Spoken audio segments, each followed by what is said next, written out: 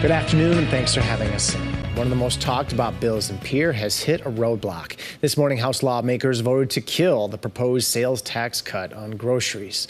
Lawmakers voted 8-1 to not send House Bill 1075 to the full House. It was a top campaign issue for South Dakota Governor Kristi Noem, so she and supporters testified in front of the committee. It's one of 3 bills involving tax cuts that the House Appropriations Committee took up this morning. We're going to take a closer look at today's votes later today on KELOLAND News and on KELOLAND.com. Another big story we're tracking is this winter storm. We had an opening salvo of snow already fall. Adam and his friends in the Storm Center tell us there's much more to come, right? Yeah, this is basically round 1 of 2 that we're going to be watching. The second round packing more of a punch for a wider portion of the area. That's not to say what we're seeing now isn't a total cakewalk. Visibility is poor up in Aberdeen as we take a look at the camera up that way. 10 degrees, an east wind at 14 miles per hour with the snow falling in Brown County. And we are also seeing some snowfall here in downtown Sioux Falls. 13 at the airport with an easterly breeze at 13 miles per hour. And that wind is going to be a big issue as we head into the middle of the week for more than one reason. 5 right now in Sisseton, 6 in Watertown and Marshall, 9 degrees, Worthington and Brookings. You compare that to the 39 that we have in Custer, even 35 in winter. Still have that warmer air mass in place over southwestern KELOLAND, but then we have that pretty sharp divide. Take a look at Philip de Pere, 45 for the former, 19 for the latter. But everybody is getting in on a bare minimum a breezy day today. It is going to get outright windy by the middle of the week. So these are sustained winds, by the way, at 15 to 25 miles per hour. We have seen gusts up to 35 and even 40 miles per hour at times, a recent gust of 36 being observed in winter over the last hour. So we'll have more of that wind to talk about, and more of the blue stuff there on satellite and radar. Snow continuing to move through, lighter amounts to the southeast. I think we'll get a little bit more up to the north and west of Sioux Falls. And yes, even some rain falling in southwestern South Dakota and a mix southwest of winter. So right now, it's a bit of a mess. We have a winter weather advisory in place in blue through noon tomorrow for areas up in Aberdeen, Watertown, Huron, Pierre, and Mulbridge. That's 3 to 6 inches of snow possible, along with blowing snow as well with the breeze that we have in place.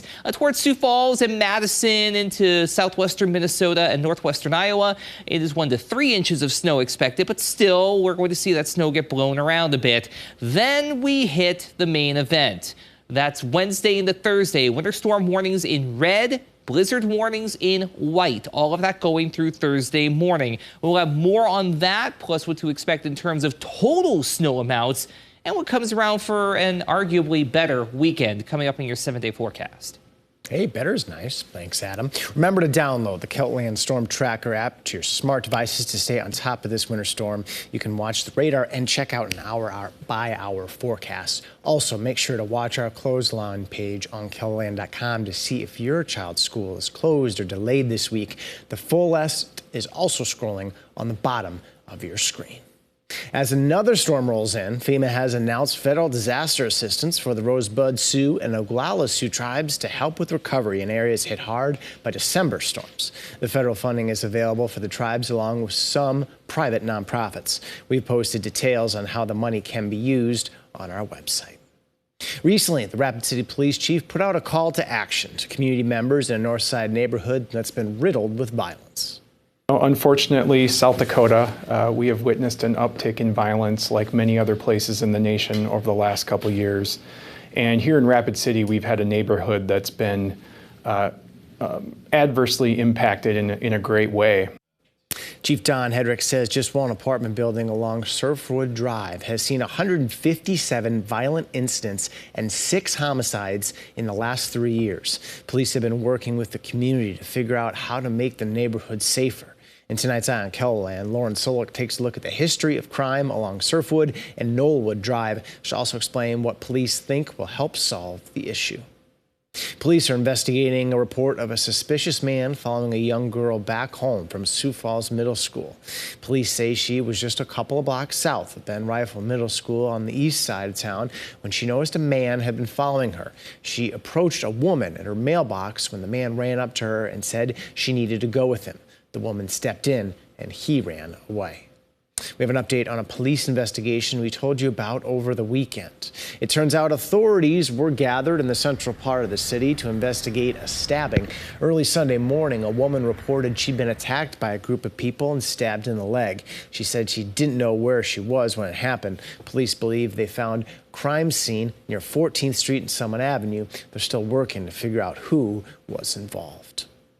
President Biden is in Warsaw, Poland, meeting with the Polish president on a mission to firm up support for Ukraine nearly a year after Russia invaded the country. The visit comes as Russian President Vladimir Putin increases the tensions with the West by suspending its participation in a nuclear arms control pact with the United States. Skylar Henry reports from the White House. President Biden met with the president of Poland amid much fanfare Tuesday, where he reaffirmed the United States' commitment to its European allies. I can proudly say that our support for Ukraine remains unwavering. The president arrived in Warsaw after an unannounced visit to Ukraine Monday that was meant to show solidarity with the war-torn nation and send a defiant message to Russia nearly 1 year since the invasion began. A year later, I would argue NATO is stronger than it's ever been. But Russian President Vladimir Putin sent a defiant message of his own in his State of the Nation address. Россия ответит на любые вызовы. Putin said his nation would not be defeated in battle and announced that Russia will suspend its participation in the new START treaty, which limits each country to no more than 1,550 deployed nuclear warheads and 700 deployed missiles and bombers. The agreement includes on-site inspections to verify compliance. By suspending the last remaining nuclear arms control pact with the United States, Russia has significantly ramped up tensions with the West. Biden administration officials were quick to condemn the action. The announcement by Russia that it's suspending participation in New START is deeply unfortunate and irresponsible. We'll be watching carefully to see what Russia actually does. The head of the United Nations also spoke out against Putin's announcement and encouraged Russia to reconsider. Skylar Henry, CBS News, the White House.